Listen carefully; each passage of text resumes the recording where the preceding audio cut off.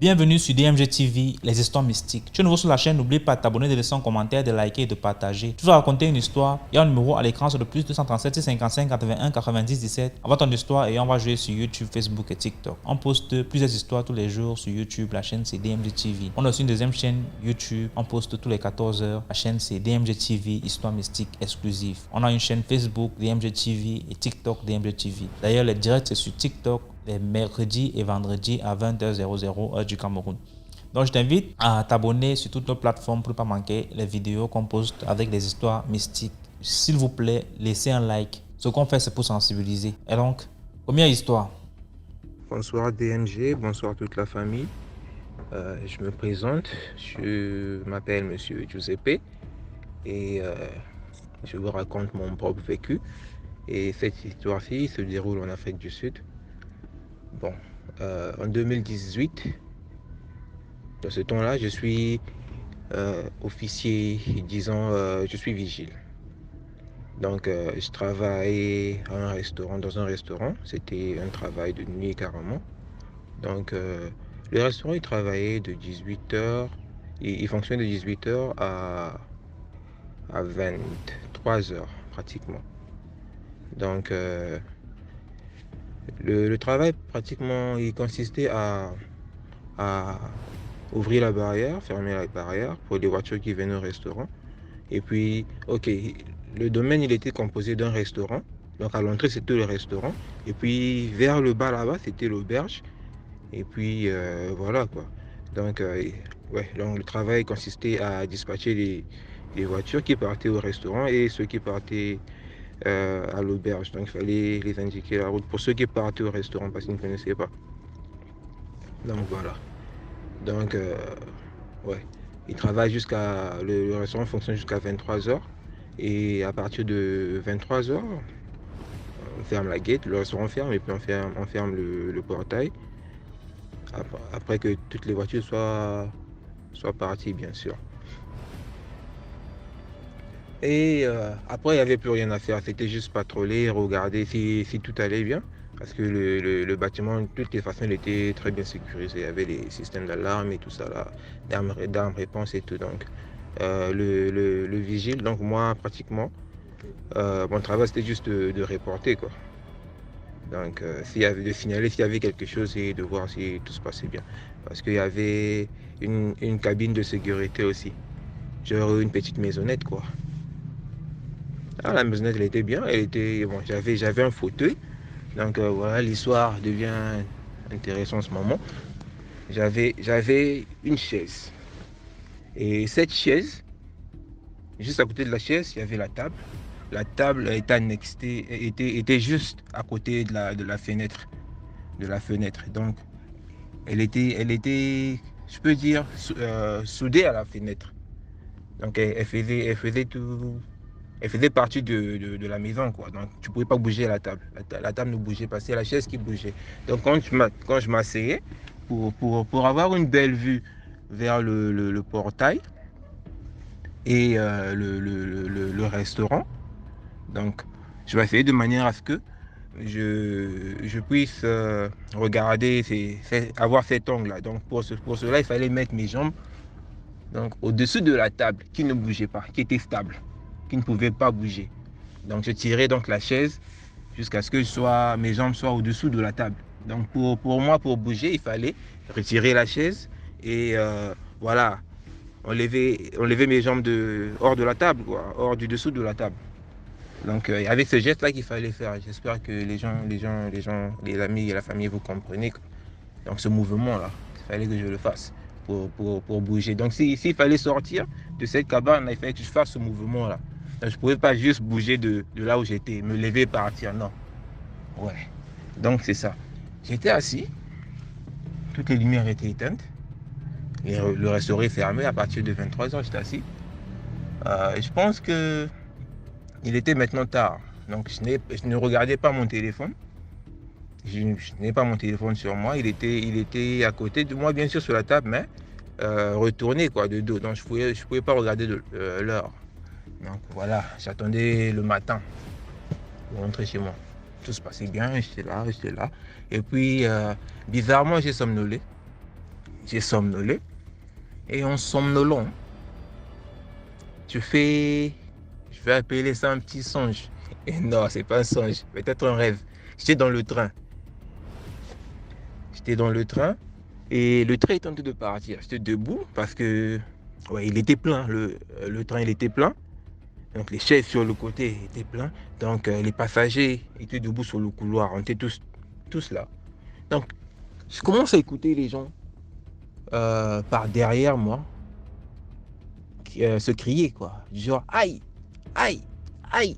Et ce aïe là était progressif. Il est en train de venir et se rapprocher. Donc les gens criaient, sursautaient, aïe, aïe, aïe, aïe. Je me dis, wow, wow, wow, qu'est-ce qui se passe là? Apparemment, il y a quelqu'un qui est en train de heurter quelqu'un là, heurter des gens là. Là, je dis, cette personne-là, s'il arrive chez moi là, ça va fumer là, ça va fumer. Et j'étais genre prêt. Mais je ne voyais rien en tout cas. Seulement des gens sursautaient, sursautaient. Et puis à un moment, ça m'a tapé. Mais je vous dis, j'étais debout, j'ai ressenti donc une peine, une douleur, genre on m'a frappé avec les pieds quoi, sur la fesse quoi. Et j'ai sursauté, je me suis dit, bah, j'ai sursauté et je suis tombé à terre. Quand j'ouvre mes yeux, j'étais hors de la table. Donc oh, la chaise était coincée contre la table, la manière que j'étais assis. Mais moi, j'étais hors de la table, donc juste à côté de la table et à côté de la chaise. Et je tombais de là. Donc c'est de là que je tombais, c'est là que je revenais à moi, là. C'est là que je tombais. Donc je tombe par terre. Yo, j'ai pas cru, je m'étais levé et je cherchais à me battre. J'ai cherché à me battre contre l'esprit. J'ai regardé gauche à droite, j'ai dit voilà, viens là, j'étais chaud. Donc mon corps était allumé, donc mes poils étaient dressés, donc j'étais chaud, j'étais nerveux, j'avais l'adrénaline, j'avais tout, j'étais levé, donc je m'étais dit, viens on se bat. Yo, j'étais en colère, mais je voyais rien, rien. Et puis j'ai écouté genre bam, bam, bam, bam, bam, et puis genre une personne courir quoi, courir et puis partir. Je m'étais dit, mais merde, c'est quoi ça? Et puis je me suis mis à prier, j'ai prié, j'ai dit, Seigneur Jésus-Christ, je sais que tu es avec moi et je sais que tu me protèges. Mais je ne sais pas ce que c'était, mais je sais que tu es avec moi. Et puis je suis resté là, Après ça, je n'ai plus rien écouté du tout. De la nuit jusqu'au matin. Donc j'ai dit, je ne vais pas regarder l'heure, parce que je me suis dit que si je regarde l'heure et qu'il est 1 heure, je vais flipper non, je vais flipper, puis la nuit sera plus longue. Donc, je me suis dit, je ne regarde pas, mais c'était carrément long. Hein. Et le petit matin arrivé, je suis rentré.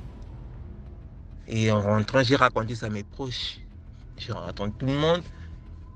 Et oh, les gens se sont dit... Donc, personne ne m'a dit ce que ça aurait pu être, quoi. Mais je pense que c'était un esprit qui passait peut-être par là, je ne sais pas. Il y a un vieux père qui m'a dit que non, c'est peut-être un esprit qui passait par là, tu étais sur le chemin et tout, voilà. Donc ça t'a tapé et puis c'est parti. Je dis non, il fallait qu'il revienne. Il fallait qu'il revienne en devant d'écoute. Oh, il m'a pas donné l'occasion de remettre. Bonsoir la famille, voilà, c'était mon histoire. Je sais pas trop long, voilà. Bonne soirée à vous. Pardonnez ma timidité peut-être. Mais bon, dans les commentaires. Merci beaucoup pour l'histoire. Maintenant, on passe à la deuxième histoire. Salut DMG, comment tu vas? Bien, j'espère. Et vraiment chapeau pour le travail que tu fais pour la jeunesse africaine et aussi pour le monde entier. Cette émission que tu animes, qui instruit et qui donne à réfléchir sur nos actes à poser et sur ce que nous aimerons faire dans le futur. Je vais te raconter une histoire qui s'est passée ici à Niamey, au Niger, parce que je vis au Niger et je suis nigérien. Mais l'histoire n'a pas été faite par des Nigériens, c'était des étrangers. Voilà, c'était des étrangers qui vivaient à Niamey. Et voici Jean, voilà, je vais prendre le nom Jean. gens qui allaient voir un marabout pour se faire de l'argent, pour être quelqu'un de riche. Et voici ce que le marabout lui dit. Il lui dit que la cérémonie qu'il va faire ne se fait pas seul, qu'il doit choisir, amener 2 autres personnes pour que le truc marche au fait. Et ce dernier est allé voir d'autres amis, Jacques et Pierre, voilà. Mais Pierre est celui que nous connaissons, voilà. C'était lui qui a raconté l'histoire au fait. Et voici, ils lui ont pas précisé, Jean n'a pas bien précisé le truc qu'ils allaient faire, mais il leur avait dit qu'il n'y aurait pas de sang versé, mais qu'ils allaient aller voir un marabout. Ainsi donc ils sont allés voir le marabout, et une nuit le marabout leur a donné rendez-vous au cimetière. Ici au Niger, nous avons 2 cimetières, le cimetière chrétien et le cimetière musulman. Voilà. Donc, arrivé au cimetière, le marabout leur a donné les incantations qu'il fallait faire. Et il leur a demandé d'aller sur une tombe, peu importe la tombe. Arrivé sur cette tombe, qu'ils fassent chacun une incantation. Voilà. Et après l'incantation, le monsieur Pierre lui-même qui nous racontait, voici ce qui s'est passé. Et il dit, lorsqu'ils étaient partis au cimetière, ils ont demandé à Pierre de commencer. Pierre dit non, que celui qui nous a amenés, que Jean qui nous a amenés commence. Jean a hésité, mais il a pris son courage à 2 mains, il a commencé. Et lorsqu'il fait les incantations, la tombe s'ouvre et un cercueil sort de la tombe. Le cercueil s'ouvre.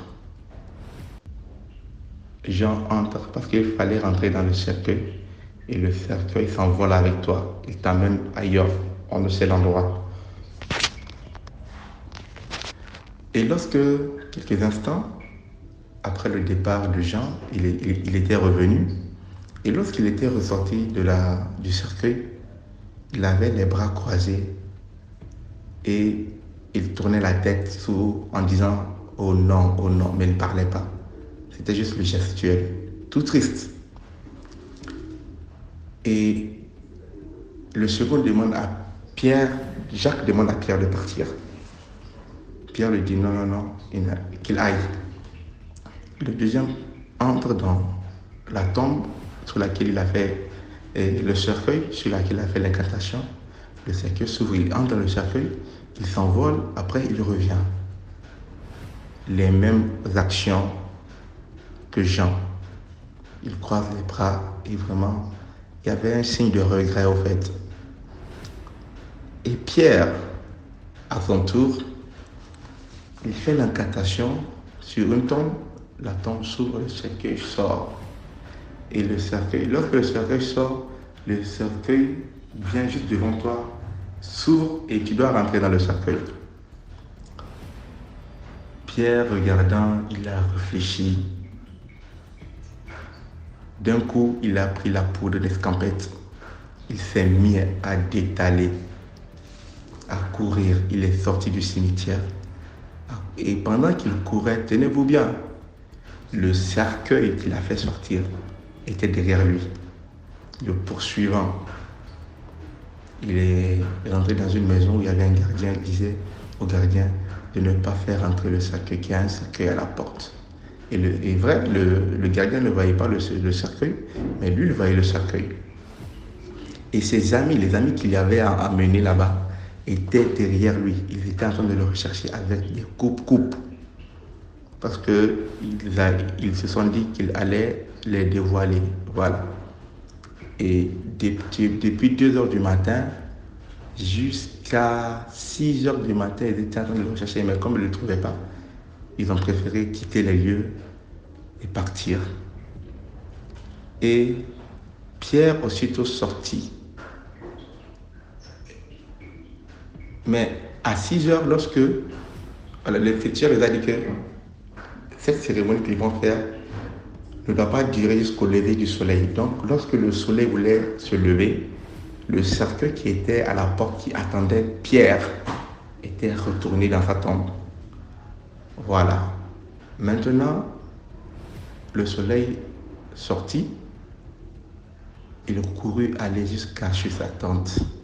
De chez sa tante, il prit ses clics et ses claques. Il retourna dans son pays, le Togo. Et pendant tout un moment, je crois pendant 6 mois comme ça, il était là-bas, mais il n'était pas tranquille au fait. Mais ses amis, ayant eu ce qu'ils voulaient, étaient tous les deux partis aux États-Unis. Et un jour, bizarrement, il travaillait avec son oncle. Son oncle lui a donné un tricycle au village, d'aller prendre les ananas dans les champs et aller les livrer sur les marchés. Un jour, pendant qu'il partait avec le tricycle, tout seul, le tricycle le renversa et il eut une blessure juste au niveau de son pied, une toute petite blessure. Mais en un mois, si vous voyez la plaie de ce jeune, vous n'allez pas y croire. Et depuis ce jour-là, c'est là son cauchemar a commencé. Il a fait tous les hôpitaux. Et lorsqu'on soigne, c'est là même que la blessure s'aggrave. On a dû couper la moitié de ses fesses pour avoir la chair pour refermer cette plaie qui grandissait. Mais même lorsqu'on a mis la chair, cette même chair était pourrie. Il racontait que lorsque on a mis la chair, le lendemain, il s'était réveillé. Il n'y avait rien que des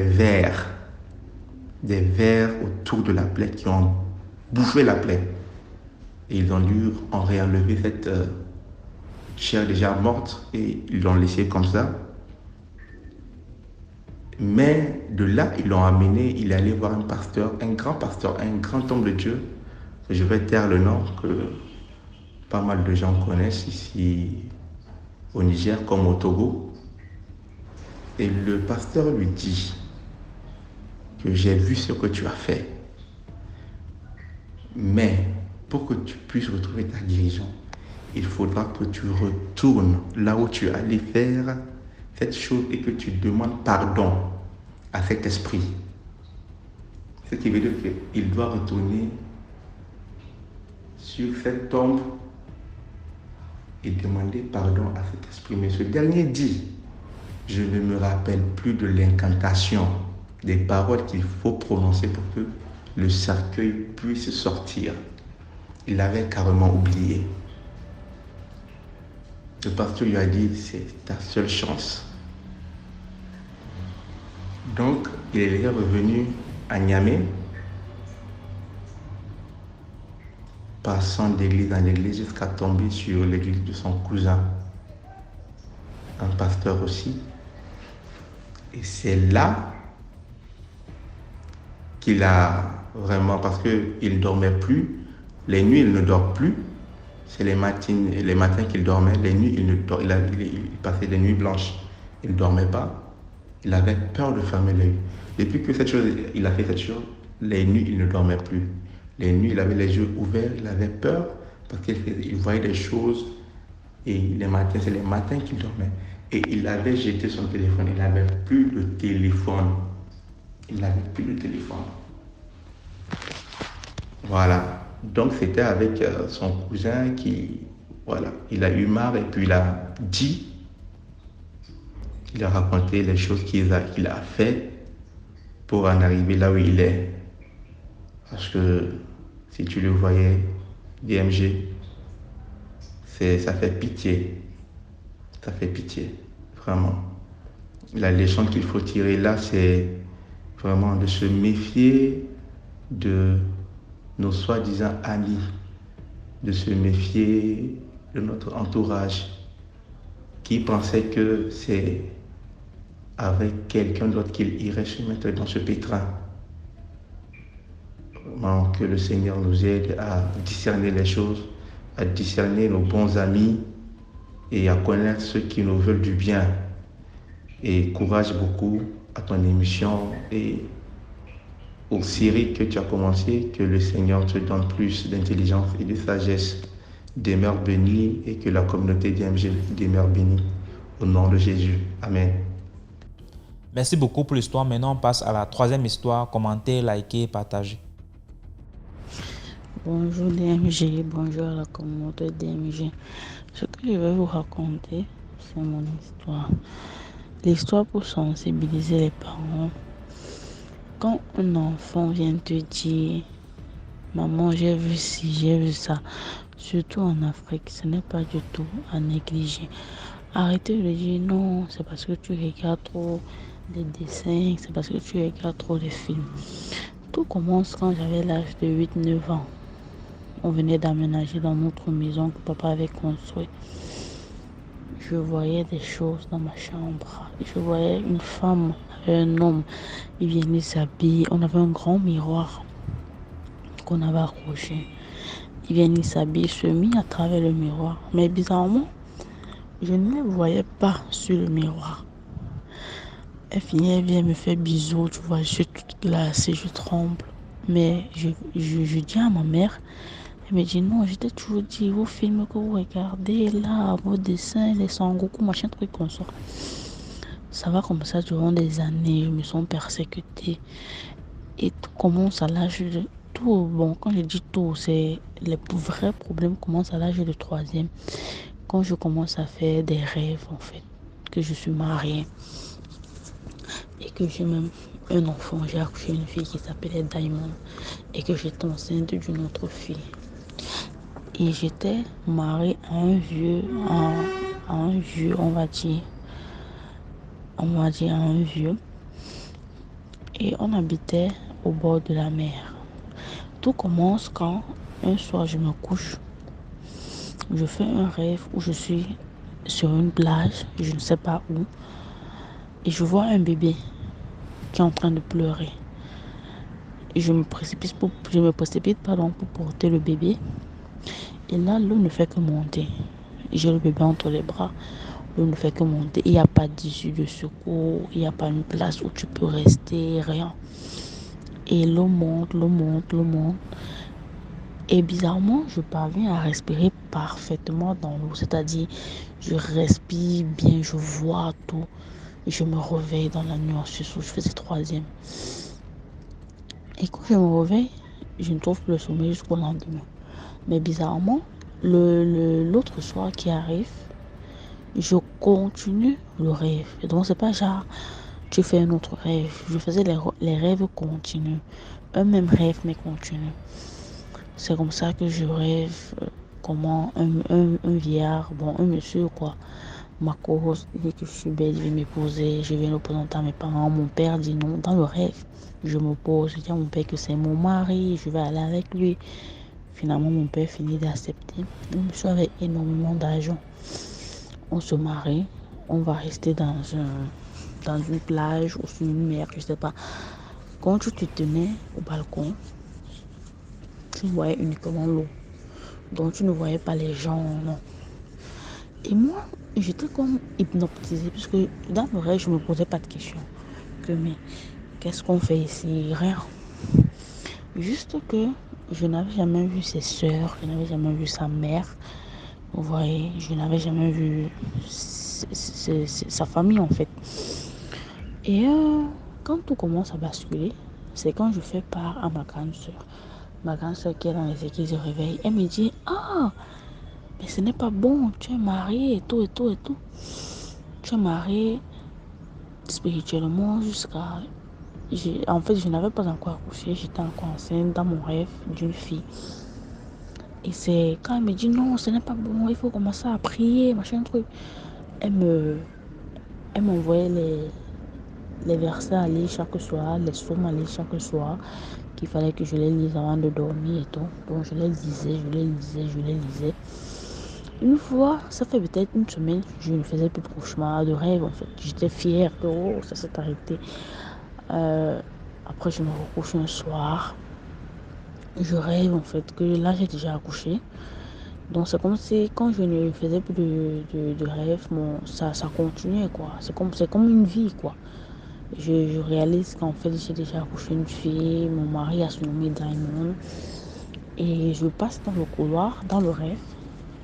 Je comprends mon mari en train de causer avec ses soeurs. Et mon mari avait une pièce dans la maison où il était strictement interdit d'entrer, sauf lui quand il voulait causer avec ses soeurs.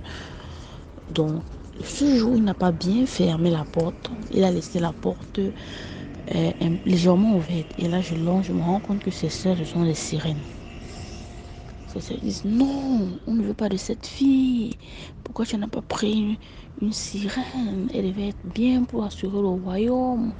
Là, le royaume est caché. On a dit qu'on ne veut pas de cette fille. Et puis le monsieur dit, non, mais c'est ma femme. On dit, non, c'est ta femme. Hey, c'est une humaine. On ne veut pas d'humaine. Et je me réveille en tremblant.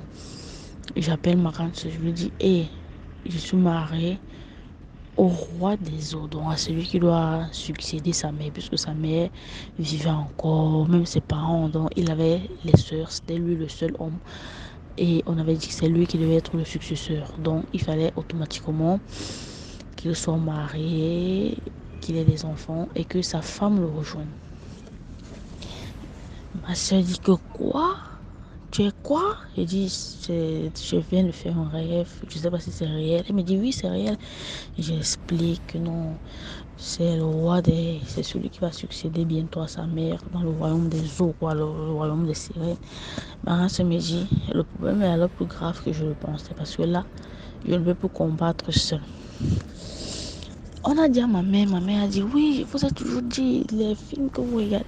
Ma mère ne croyait pas trop à ça. Tu vois, ma mère est chrétienne, mais elle ne croit pas trop en ça. Elle se dit, bon, parfois il y a des explications, mais on ne doit pas tout ramener sur le diable. Tu vois un peu le genre de bébé.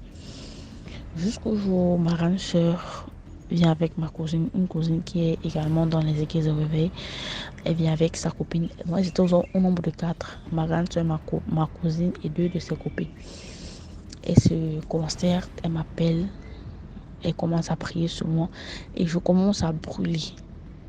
Quand on dit brûler là, ma grande soeur arrête la prière. Elle regarde ma cousine et mes soeurs. Elle voit comment mes cheveux étaient en train de brûler, quoi. Mais quand elle prend une serviette, elle se rend compte que mes cheveux ne brûlaient pas, mais elle voit le feu sortir sur mes cheveux. Elles étaient dépassées que, mais qu'est-ce qui se passe? On voit quoi? Et elles se sont mises en prière. Et quand moi je priais aussi, puisque elles ont changé les versets, elles m'envoyaient les versets, les prières que je devais réciter chaque nuit, je me faisais attaquer physiquement par mes belles sœurs des eaux qui voulaient automatiquement me tuer. Je dis automatiquement. Ça fait ma grande soeur, ses pieds sont devenus enflés. Ma cousine a dit que c'est plus fort qu'elle. Elle ne peut plus. Elle ne va pas perdre sa vie à cause de quelqu'un. Elle a démissionné, ses copines ont démissionné. Il a fallu qu'on m'emmène voir quelqu'un. Et je dis toujours, les parents doivent faire très attention. Parce que j'avais une même camarade à l'époque qui était dans le même problème. Mais sa part était tellement avancée que ma part. Parce que sa part, quand sa mère a appris, on a amené voir un pasteur. Le pasteur a commencé. On a dit que bon, on va essayer de travailler sur son corps pour voir si on peut récupérer son âme, si son âme ne peut pas entrer. Je ne connais pas trop les détails. Et on m'a dit, tu vas accoucher avant de quitter ton secondaire. Mon mari des eaux. Et j'ai accouché une fille quand je faisais la classe de terminale. Et ma fille a souvent des comportements bizarres. Mais grâce à Dieu et grâce aux prières, tout est en train de se rétablir. Et ma mère regrette parce que si à l'instant où j'avais dit à ma mère, elle prenait ça en considération, c'est que nous ne sommes pas là aujourd'hui. Donc je vais sensibiliser les parents. Quand un enfant vient vous dire, maman, j'ai rêvé de ci, maman, j'ai vu ça, prenez en considération ce que l'enfant vous dit. Ne négligez pas. Avec les jours qui sont devenus bizarres, vraiment, c'est tellement important. C'était mon histoire DMG. Sensibiliser les parents, s'il vous plaît. Merci beaucoup pour l'histoire. Maintenant, on passe à la quatrième histoire. Bonsoir, monsieur DMG TV. Je viens une fois encore pour raconter mon histoire, l'histoire de ma première fille. Comment ça s'est passé et que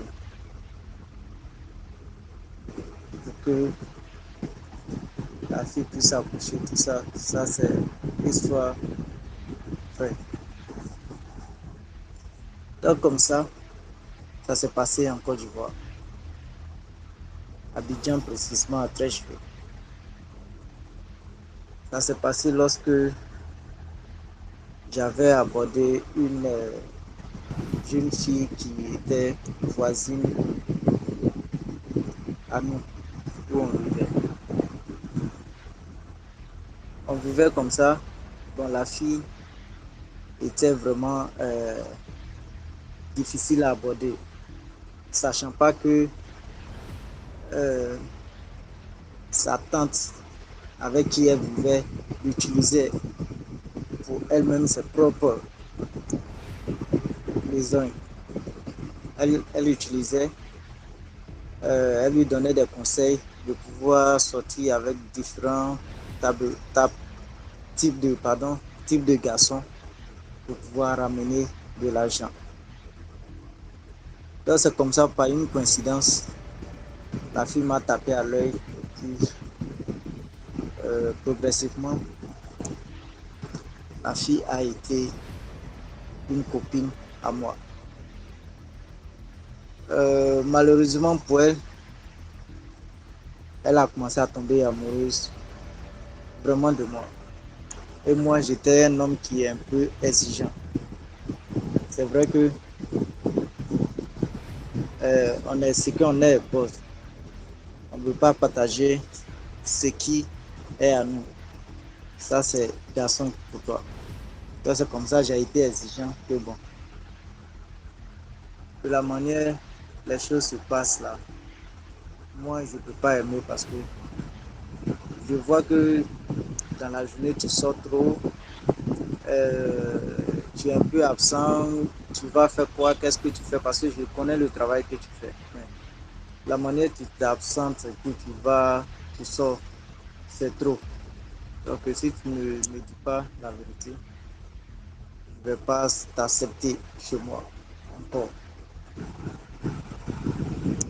C'est comme ça la fille m'a dit non que voilà.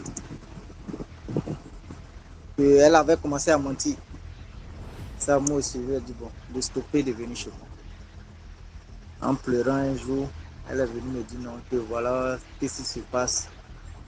Que elle a cinq personnes avec qui elle sort, que sa tante a conseillé de sortir, qui sont dans 5 différentes communes d'Abidjan.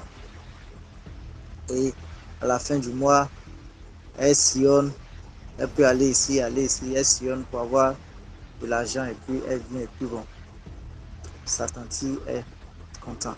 Ça, il lui a dit que moi, si vraiment tu veux sortir avec moi, il va te falloir choisir. Sinon, moi, je ne pense pas que je vais accepter ce genre de pratique-là. Elle a dit oui, elle va accepter. Sachant pas que sa tante, c'était son champ de café cacao qu'elle prenait pour se défendre. Donc, la fille, elle était avec moi. Souvent, je l'appelle. Elle refuse de venir. Souvent, dans la soirée, j'ai besoin d'elle, je l'appelle, elle refuse de venir. Donc, j'avais trouvé ça un peu étrange. Donc, un jour, je me suis levé. Je suis parti chez eux à la maison. Je suis parti croiser sa tante en personne. un jeune garçon qui est peigneux. En ce moment, je précise que j'avais 20 ans. Et je suis parti croiser cette dame-là. Je dis que la tante, je m'excuse de venir ici. C'est pas un geste d'impolitesse, mais seulement je voudrais vraiment te rassurer que ta fille, elle est dans de bonnes mains. Bon, de toute façon, je ne te dis pas que je suis riche, que je gagne trop d'argent. Hein? Pour ces petits besoins, tu peux m'aviser parce que je peux subvenir à ces besoins. Donc s'il y a quelque chose à faire, tu peux me faire signe toi-même ou bien elle-même aussi. Ne vous sentez pas gêné.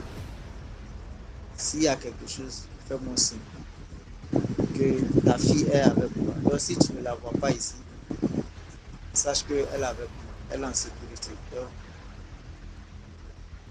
et la tante m'a regardé, elle a souri, elle a remué sa tête. Elle ne m'a pas répondu oui, elle ne m'a pas répondu non. Mais à partir de ce moment-là, elle a donné un peu de liberté à la fille.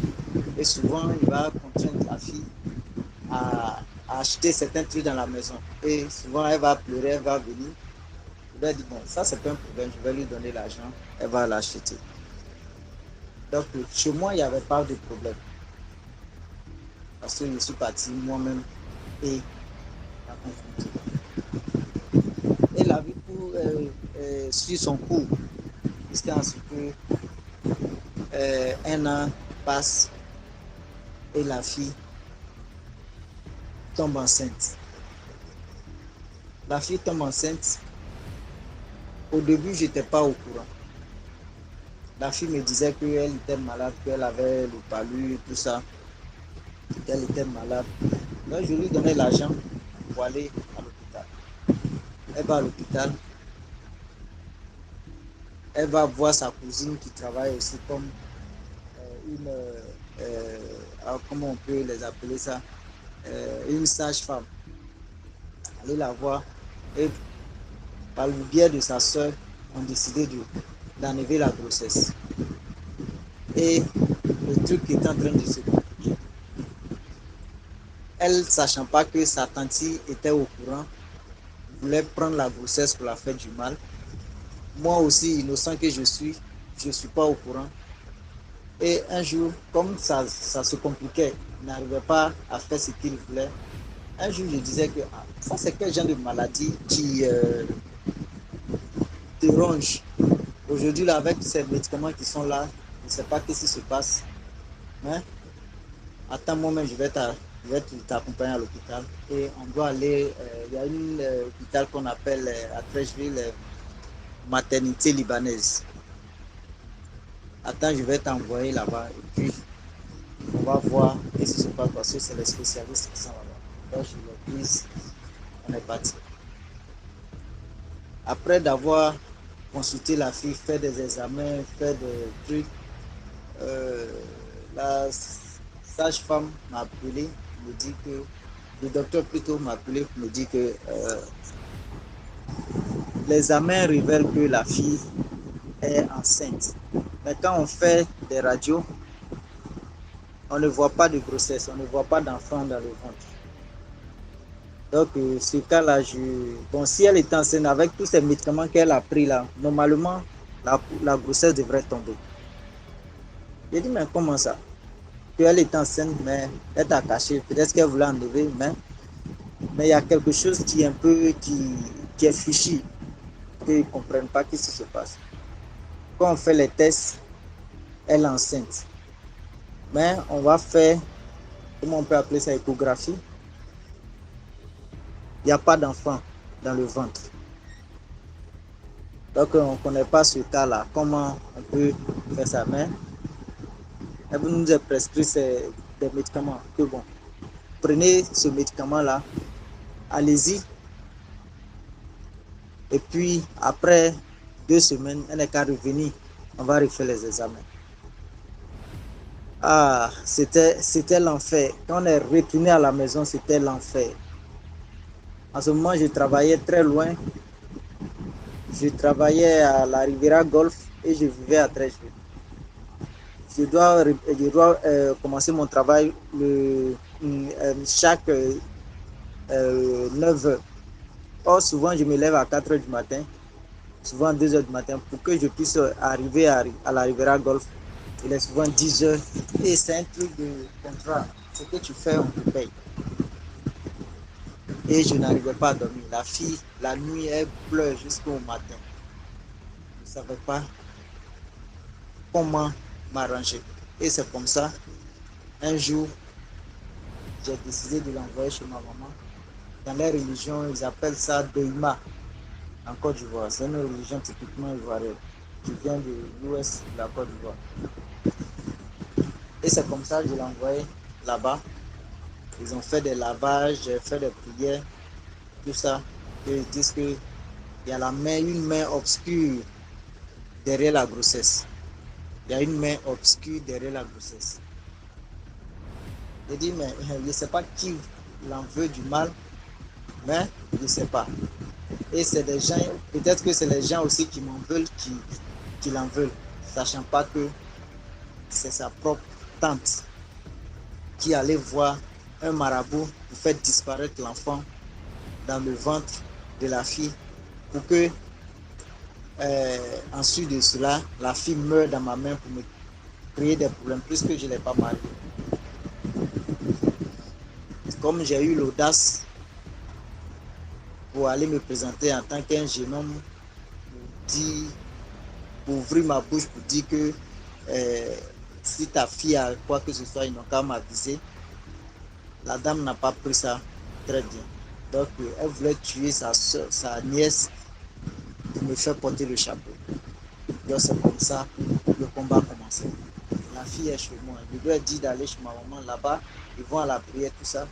Mais à cause de la jalousie, la fille, si elle va là-bas 2 jours, elle prend la voiture. Elle a Yopougon, de Yopougon Trècheville. À chaque fois, je me plains. Elle va, elle se retrouve un peu. Elle court, elle revient parce que là-bas, ils sont dans la prière à chaque fois. Et c'est comme ça. J'avais tellement d'embarras parce que si je ne fais pas un effort, la fille va mourir de moi-même. Parce que la lieu où ça partait, c'était un peu compliqué. Et c'est comme ça. Dans la foulée, j'ai eu un contrat sur Ghana. J'ai essayé de convaincre mon père pour qu'il accepte que je puisse partir. Quand mon père a accepté que je parte au Ghana parce qu'il y avait mon petit âge, mon papa ne voulait pas que je parte. Je lui ai vraiment convaincu que je suis majeur, je peux me prendre en charge, que je peux partir. Et c'est comme ça que j'ai décidé de prendre la fille et aller confier à ma maman. Et heureusement pour moi que j'ai voyagé. Parce que si je ne voyageais pas, jalousie que la fille prenait allait la tuer parce qu'elle allait laisser la prière et venir chez moi à chaque fois. Et ça allait causer des conséquences vraiment affreuses. Et c'est comme ça que je suis parti au Ghana. Je les appelle. La fille, elle ne dort pas la nuit. Ça pleure matin, midi, soir. Ça pleure matin, midi, soir. Moi, j'étais au Ghana, j'étais tellement inquiet que je n'étais pas dans la quiétude, en tout cas. Et c'est comme ça, la fille se démerdait, ma maman s'appuyait jusqu'à ce que un jour, j'étais au Ghana. J'avais décidé de revenir en Côte d'Ivoire. Avant les 3 jours que je dois revenir de Ghana, elle m'a appelé un jour, me dit que voilà ce qui se passe. Que dans son rêve, il y a une vieille femme qui est venue la croiser pour lui tendre le bébé, un enfant. Elle a attendu l'enfant et elle lui a donné des avertissements que cet enfant-là, on te le donne parce que on ne veut pas, la lieu où ça s'en va, l'enfant même ne devrait pas être là. Mais on a décidé bon de te donner cet enfant pour ne pas que quelque chose arrive à cet enfant, que tu dois vraiment protéger l'enfant. Et c'est comme ça qu'elle m'a expliqué. Et dans ces mêmes moments aussi, son ventre était toujours plat. Or, la grossesse était, je pense bien, à 8 mois, 9 mois. Bon, personne ne savait parce que de toute façon, c'était là. Il y avait tellement d'ambiguïté qu'on n'arrivait pas à cerner même. Parce que les docteurs, puisque tu ne vois pas l'enfant, on fait les examens, on fait les analyses, il n'y a pas d'enfant dans le ventre. Mais quand on prend ses urines, on vérifie, on prend son sang, on vérifie, elle est enceinte. Mais ses seins grossissaient énorme, mais son ventre est plat. Genre comme un garçon, c'est-à-dire que le ventre est plat, il n'y a pas de signe de grossesse.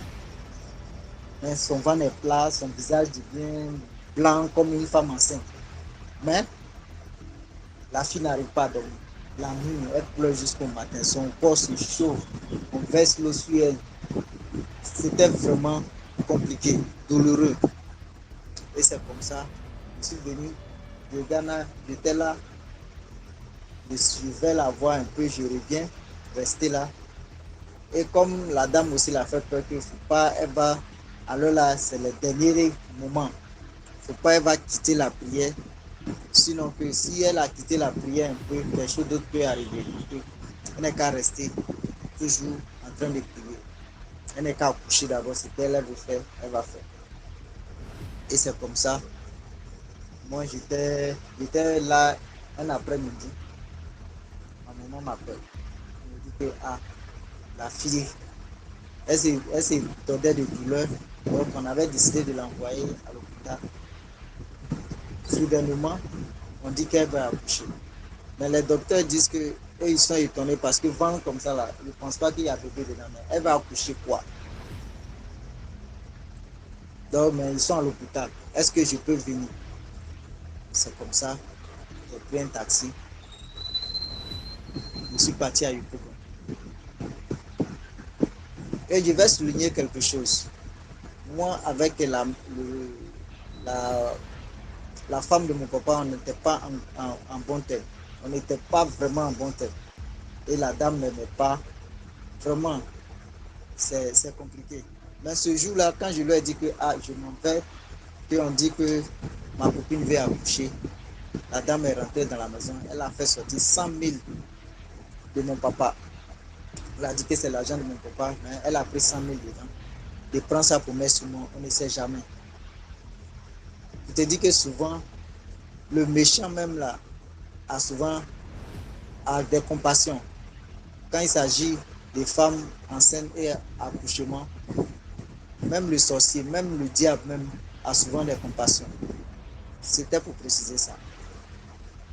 Là, c'est comme ça, je suis monté dans le taxi. Avant d'arriver là-bas, on dit elle est au bloc opératoire. Dans quel coup eux-mêmes ils ne comprennent pas qu'est-ce qui se passe. Dans ça, avant de préparer les outils d'opération, la fille a accouché un bébé. Ils sont étonnés. Dans quel van où l'enfant était et l'enfant est sorti. Et dans la nuit là, elle a dit que la femme aussi, la vieille femme qui s'est présentée dans son rêve une fois, la femme est venue lui donner l'enfant. C'est vrai. Voilà l'enfant. Je te confie l'enfant, il faut garder l'enfant à la veille de l'accouchement. Et c'est comme ça qu'elle avait commencé à développer les douleurs dans son ventre. Et c'est comme ça la fille a accouché. Et à partir de là, qu'elle a eu sa liberté. Et pour vous dire que l'homme noir, en ce moment même où je vous fais cet audio-là, la femme en question, la tante en question, a été évacuée au village. Elle est en train de pourrir, elle est vivante, mais elle est en train de pourrir. Elle est en train de pourrir. Je vous dis que tout se paye sur terre. Tout ce que nous faisons comme méchanceté, c'est seulement le temps que ça va prendre, donc tu vas les payer. Que Dieu nous garde. Et ça, c'était l'histoire de ma première fille. Merci DMG TV. Partagez, aimez, likez. Merci. Merci beaucoup pour l'histoire. Maintenant, on passe à la 5e histoire. Likez, s'il vous plaît. Oh DMV, je suis encore là, je suis encore sur la page pour une autre histoire. Comme j'ai pas le temps là, donc je profite de mon temps pour raconter le maximum d'histoires. Parce que là, quand je vais quitter là, c'est pas facile. Je reviendrai pour regarder leurs commentaires, écouter les histoires, mais pas pour raconter une histoire. Pourtant, les histoires, j'en ai plein. Sérieux.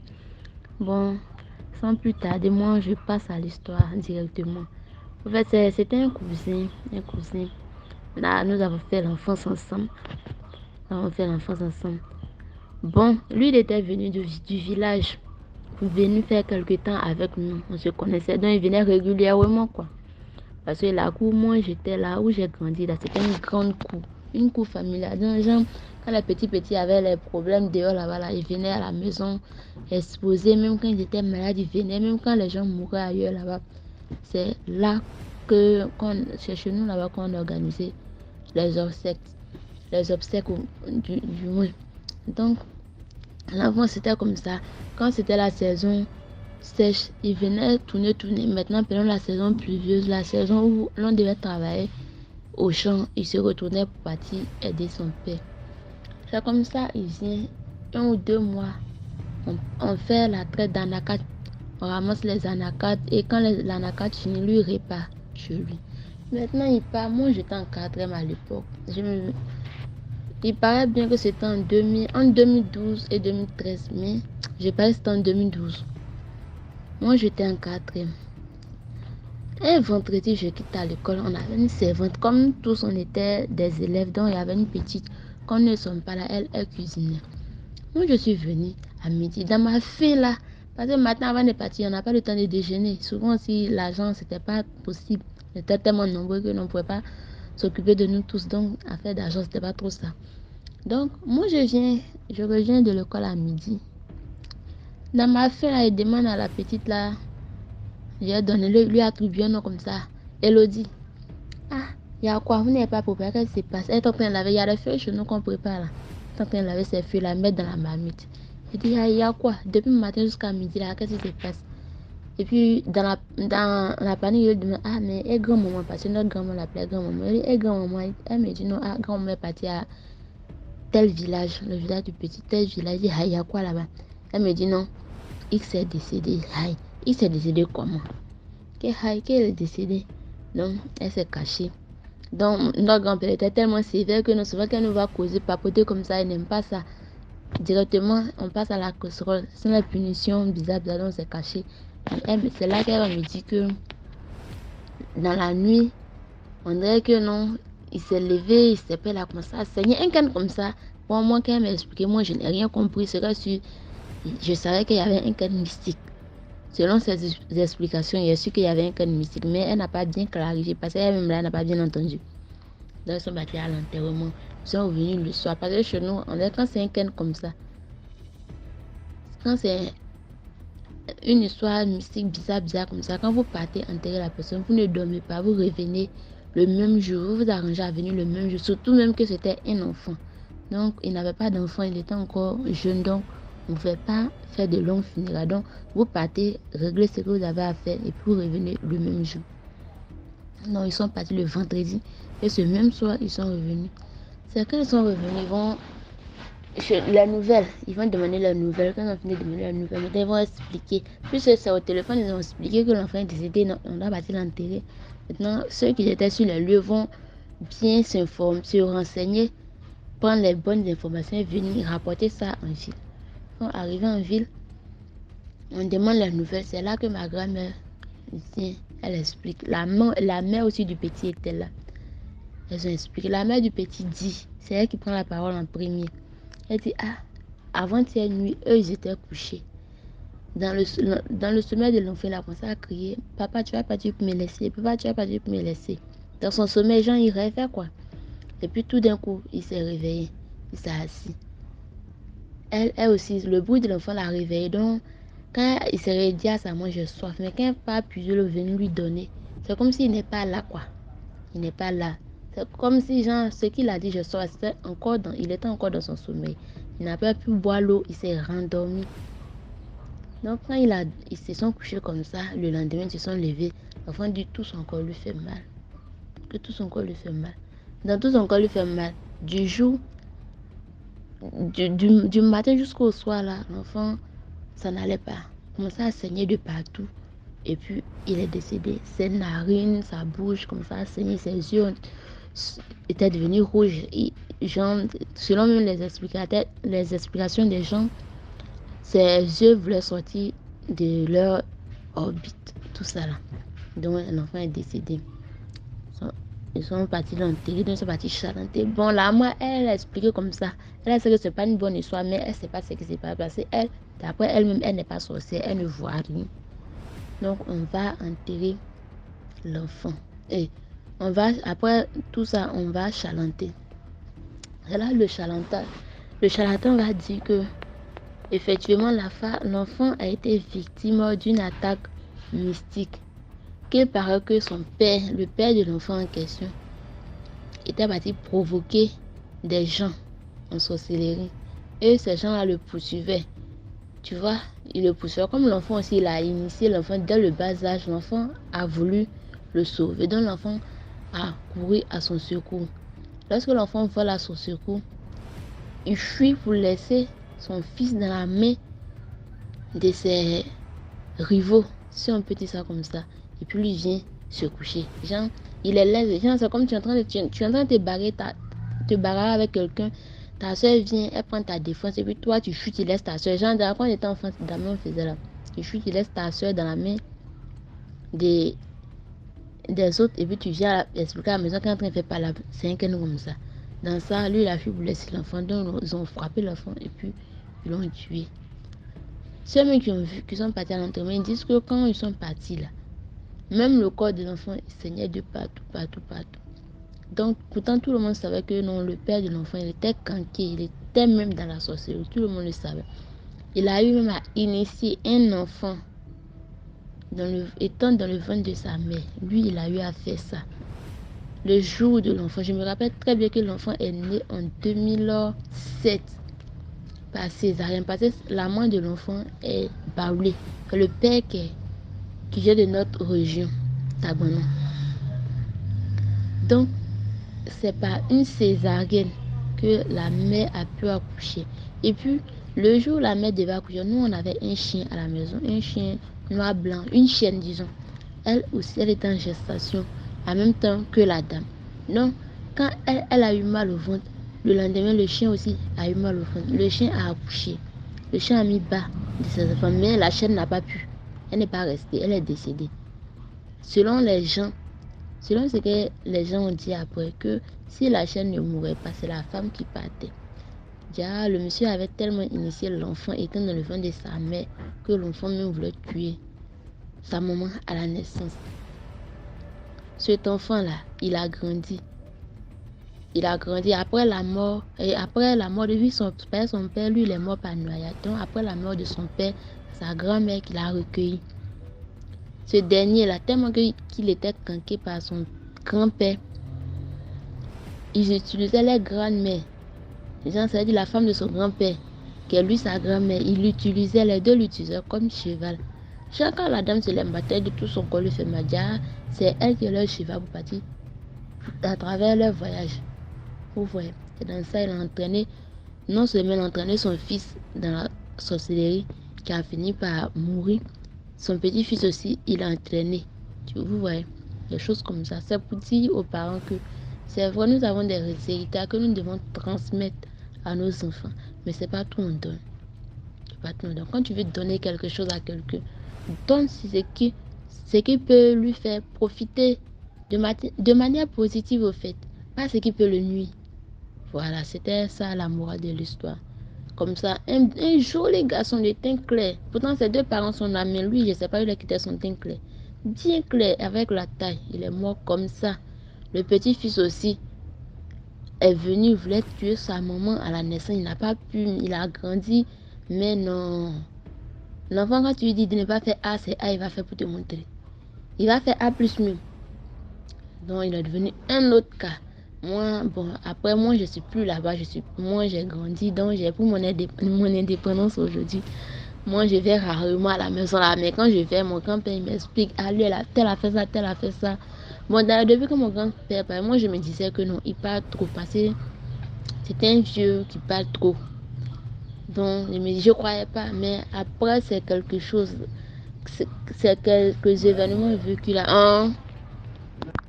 Je disais ça, après ces événements passés là, j'ai su qu'il y avait une part de vérité dans ce qu'il disait. Tout n'était pas faux. Voilà, c'est ça la morale de l'histoire. Ne donnons pas tout, sachons donner. Il y a des cadeaux qui sont empoisonnés. Et ces cadeaux-là, non, non et non. Ce n'est pas bon. Merci beaucoup pour l'histoire. Maintenant, on passe à la 6e histoire. Bonsoir DMG, bonsoir la communauté DMG. J'espère que vous allez bien. J'espère que tout le monde va bien. N'oubliez pas de partager, de liker, de commenter. Ok, moi j'aimerais raconter une histoire qui m'est arrivée le mois passé. Je suis musulmane vivant au Togo. Je ne vais pas donner trop les détails parce qu'on saura que c'est moi. Et dans la région des plateaux. Comme on était dans le mois de carême, on jeûnait et on priait à 0h jusqu'au matin, au petit matin à 3h. Moi et mon père et mes soeurs, c'était étalé. Il y avait une cour là. On a fait du genre comme la mosquée et on priait là-bas. Quand on était arrivé vers 2h du matin, en allant à 3h, on avait sommeil et tout le monde somnolait, mais on faisait que essayer de prier, de suivre notre papa et tout et tout. J'avais sommeil et ma petite soeur et mon petit frère, lui, dormait. Tout le monde avait sommeil et on essayait de faire de notre mieux. Il y avait ma tante qui était à côté de moi là-bas. Elle m'a poussé que, hey, ma fille, est-ce que tu vois qu'il y a quelqu'un là-bas en bas qui nous regarde en train de prier?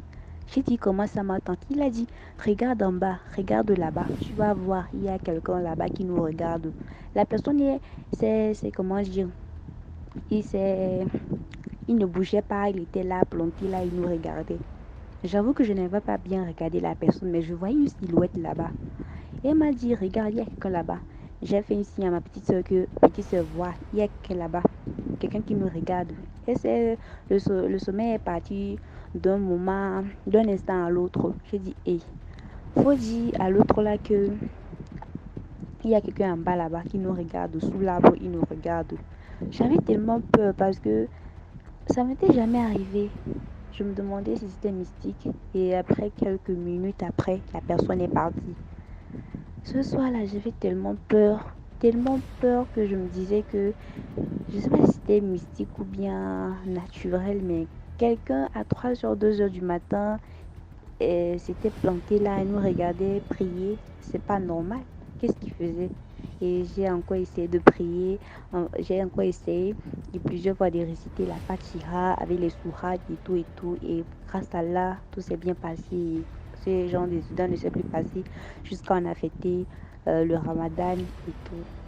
Merci beaucoup. Mon histoire n'était pas beaucoup, mais juste pour vous dire que peu importe dans les moments où vous vous trouvez, peu importe dans la situation, peu importe tout ce que vous voyez, mettez-vous dans la prière, priez. Si vous êtes musulman, récitez les sourates, les fatiras et autres. Si vous êtes chrétien, récitez les versets, les louanges, ou ce que vous faites pour les chrétiens, faites-le. Parce qu'on ne sait pas qui et qui peut nous vouloir du mal dans ce monde. Mettez-vous toujours dans la prière. Merci DMJ. Voilà, c'est tout pour aujourd'hui. J'espère que vous avez aimé la vidéo d'aujourd'hui. Commentez, likez, partagez. Si Tom Schnezois a raconté, envoie ton histoire numéro à l'écran. On se prend demain pour une autre vidéo. Ciao.